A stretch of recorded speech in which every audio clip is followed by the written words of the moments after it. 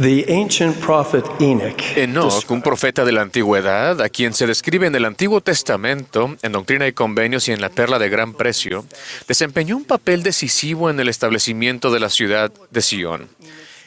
El relato de las Escrituras del llamamiento de Enoc a servir indica que él oyó una voz del cielo que decía: Enoc, hijo mío, profetiza a los de este pueblo y diles: arrepentíos, pues se han endurecido sus corazones, y sus oídos se han entorpecido, y sus ojos no pueden ver lejos. Y cuando Enoc oyó estas palabras, se humilló a la tierra, y habló ante el Señor diciendo: ¿por qué he hallado gracia ante tu vista? Si no soy más que un jovenzuelo, y toda la gente me desprecia. Por cuanto soy tardo en el habla, ¿por qué soy tu siervo? Fíjense, por favor, en que en el momento en que Enoc fue llamado a servir, cobró plena conciencia de sus carencias y limitaciones. Y sospecho que todos nosotros, en algún momento en nuestro servicio en la iglesia, nos hemos sentido como Enoc. No obstante, considero que la respuesta del Señor a la implorante pregunta de Enoc es instructiva y se aplica a cada uno de nosotros hoy en día. Y el Señor dijo a Enoc: ve y haz lo que te he mandado, y ningún hombre te herirá. Abre tu boca y se llenará, y yo te daré poder para expresarte. He aquí mi espíritu rebosa sobre ti, y por consiguiente justificaré todas tus palabras. Y las montañas huirán de tu presencia, y los ríos se desviarán de su cauce. Y tú permanecerás en mí, y yo en ti. Por tanto, anda conmigo. A la larga, Enoc llegó a ser un gran profeta y un instrumento en las manos de Dios para llevar a cabo una gran obra. Pero no comenzó su ministerio de esa manera. Por el contrario, su capacidad se magnificó con el tiempo conforme aprendió a permanecer en el Hijo de Dios y a andar con Él. Ruego fervientemente la ayuda del Espíritu Santo, mientras consideramos juntos el consejo que el Señor dio a Enoc y lo que puede significar para ustedes y para mí hoy en día. El Señor Jesucristo nos extiende la invitación a cada uno de nosotros a permanecer en Él. Pero ¿cómo aprendemos en realidad a permanecer en Él y cómo lo logramos? La palabra permanecer significa mantenerse fijo o estable y perdurar sin ceder. El elder Jeffrey R. Holland explicó que permanecer como acción significa quedarse, pero quedarse para siempre.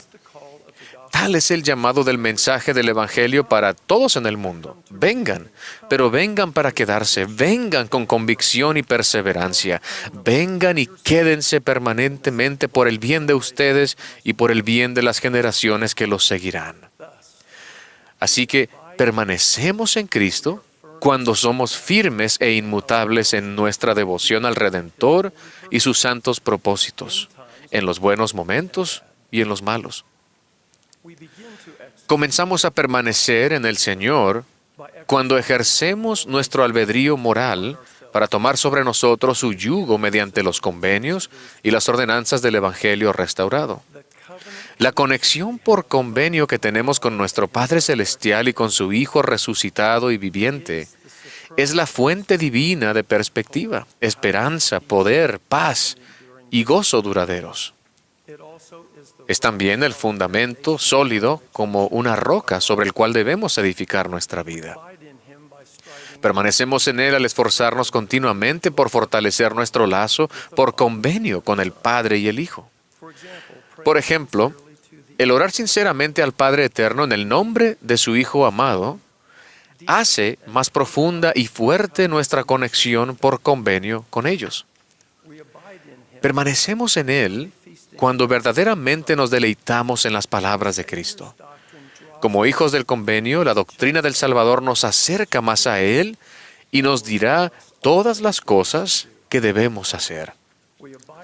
Permanecemos en Él cuando nos preparamos para participar en la ordenanza de la Santa Cena, repasando las promesas que hicimos por convenio y reflexionando sobre ellas, arrepintiéndonos sinceramente El participar dignamente de la Santa Cena es un testimonio a Dios de que estamos dispuestos a tomar sobre nosotros el nombre de Jesucristo y a esforzarnos por recordarle siempre, después del breve periodo necesario para participar de esa ordenanza.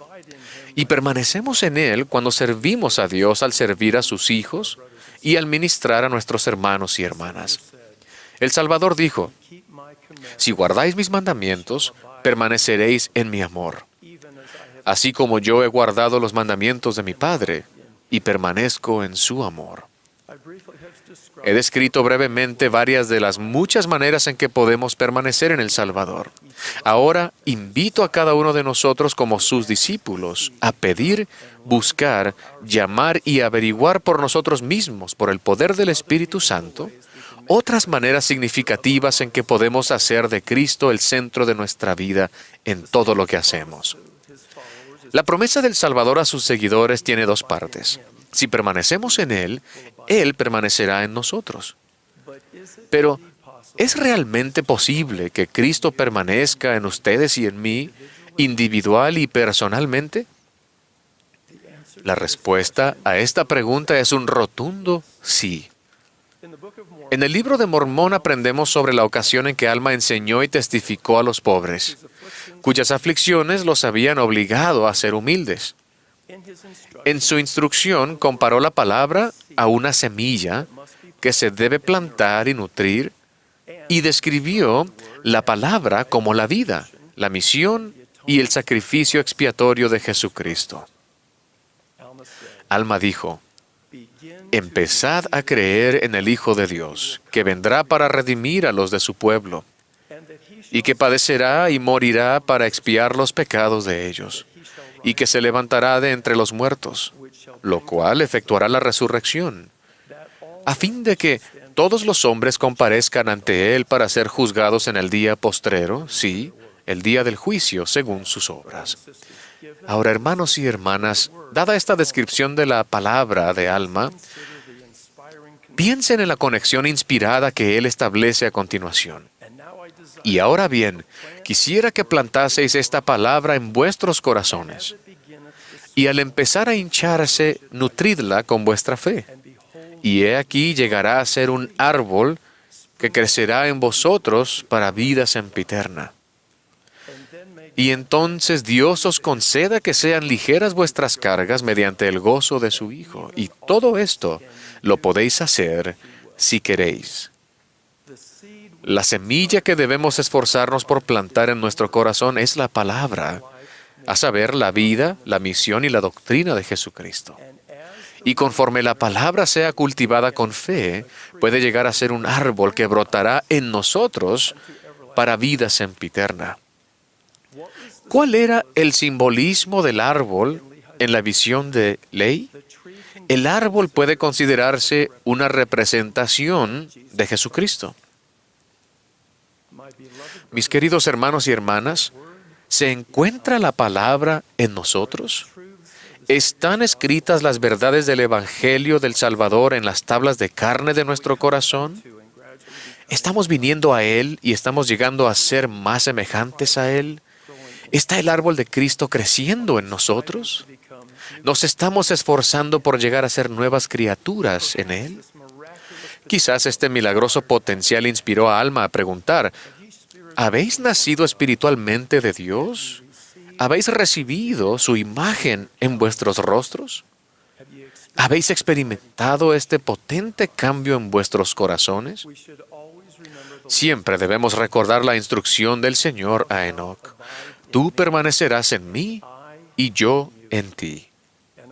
Y testifico que la promesa del Salvador de permanecer en nosotros es verdadera y que está al alcance de todo miembro de su iglesia restaurada que cumpla con sus convenios. El apóstol Pablo exhortó así a los creyentes que habían recibido al Señor: andad en Él. El andar en el Salvador y con Él pone de relieve dos aspectos vitales del discipulado. Primero, obedecer los mandamientos de Dios, y dos, recordar y honrar los convenios sagrados que nos conectan al Padre y al Hijo. Juan declaró: Y en esto sabemos que nosotros le hemos conocido, si guardamos sus mandamientos. El que dice, yo le he conocido, pero no guarda sus mandamientos, el tal es mentiroso, y la verdad no está en él. Pero el que guarda su palabra, en él el amor de Dios verdaderamente se ha perfeccionado. Por esto sabemos que estamos en él. El que dice que permanece en él, debe andar como él anduvo. Jesucristo nos invita diciendo, ven, sígueme y anda conmigo. Testifico que cuando seguimos adelante con fe y caminamos en la mansedumbre del Espíritu del Señor, somos bendecidos con poder, guía, protección y paz. Alma describe una amorosa súplica del Señor a toda alma viviente. He aquí, Él invita a todos los hombres, pues a todos ellos se extienden los brazos de misericordia. Y Él dice, arrepentíos y os recibiré. Venid a mí y participaréis del fruto del árbol de la vida. Sí, comeréis y beberéis libremente del pan y de las aguas de la vida. Recalco el alcance universal de la súplica del Salvador. Él anhela bendecir con su gracia y misericordia a cada persona que vive ahora, que ha vivido o que aún vivirá en la tierra. Algunos miembros de la Iglesia aceptan como verdaderos la doctrina, los principios y los testimonios que se proclaman repetidamente desde este púlpito del centro de conferencias y en las congregaciones locales en todo el mundo. Sin embargo, puede que les cueste creer que esas verdades eternas se aplican específicamente a su vida y a sus circunstancias. Creen con sinceridad y sirven con diligencia, pero su conexión por convenio con el Padre y con su Hijo Redentor todavía no ha llegado a ser una realidad viviente y transformadora en su vida. Prometo que por el poder del Espíritu Santo pueden saber y sentir que las verdades del Evangelio que he tratado de describirles son para ustedes individual y personalmente. Testifico con gozo que Jesucristo es nuestro amoroso y viviente Salvador y Redentor. Si permanecemos en Él, Él permanecerá en nosotros. Y al andar en Él y con Él, seremos bendecidos para producir mucho fruto. De ello testifico en el sagrado nombre del Señor Jesucristo. Amén. Espera, no te vayas todavía. Recuerda que tenemos muchos contenidos para ti. Elige el que más te gusta, aquí en Ven, sígueme con Walter Posada.